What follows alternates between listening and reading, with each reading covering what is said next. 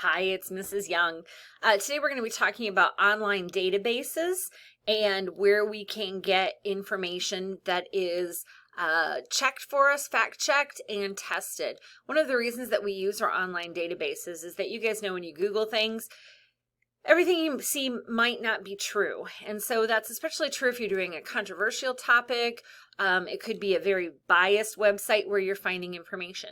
So we have these things called online databases. And online databases is what researchers use. My daughter in her schooling, she would always use online databases. That wasn't something, if you weren't doing research unless you were using the online databases. These are, again, fact-checked. And they're super easy. They're specifically designed for high school students to do research from. So that makes it really nice and easy. So I'm going to show you where to get to that. First of all, I'm on the high school library page, but remember you can go to schools and then go to the high school page and you click over here on library. We are going to scroll down. And as we scroll down, we're down to this research resources. There's a couple of things I want to show you. First of all, if you're here at school, you should be able to get to all of these databases just fine. But if you're at home, we don't know that you're at school or that you're a student. And so we have, they're all password protected. So you can't just Google and find these databases. They are password protected and behind firewalls.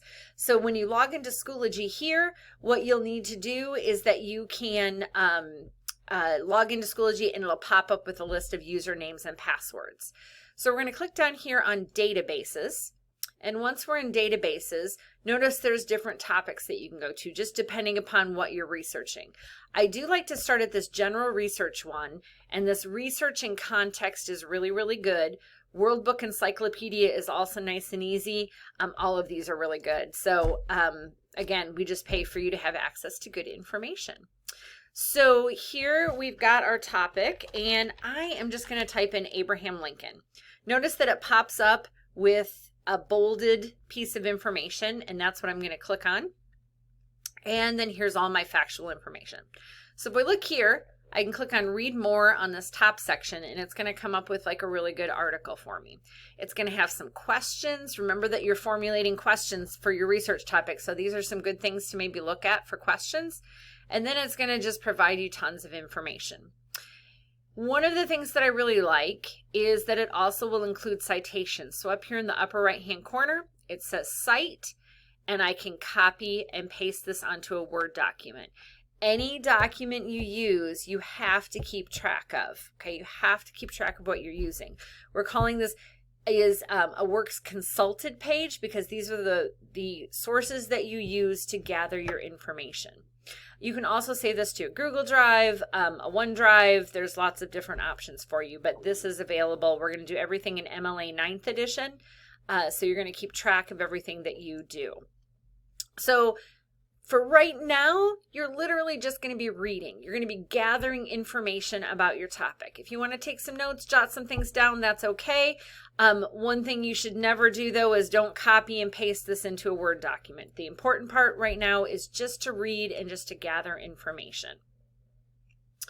As I scroll down on this page, you can see that there are tons of other articles here. I've got 4 that are featured. These Gale databases do a nice job of saying, hey, like if you only have time to read 4 things, hey, read these 4 because these are really good. But notice there are 59 articles over here. There are 21 primary sources here. So, you know, like primary sources, the original documentation. So we've got like the Gettysburg Address and the Emancipation Proclamation here. We've got biographies of him. We've got images. We've got videos, magazine articles. There's so much stuff in just this one database. Okay, lots and lots of information here. So these Gale in context I really like a lot. They're very, very useful. World Book Encyclopedia, though, is a great place to just gather some quick information. You might have seen this when you were younger, maybe in middle school. If you don't know about a topic at all, it's a great place to just gather some stuff. Okay, so again, I'm just going to use Abraham Lincoln as my search term. And it'll pop up, it'll say read more, and again there's some information. Again, we're keeping track of our citations for this one. I'm going to scroll all the way down to the bottom of the page. It's a really long page, so let me keep scrolling here. And here's how to cite this article. And there's my MLA citation that I'm going to pull together.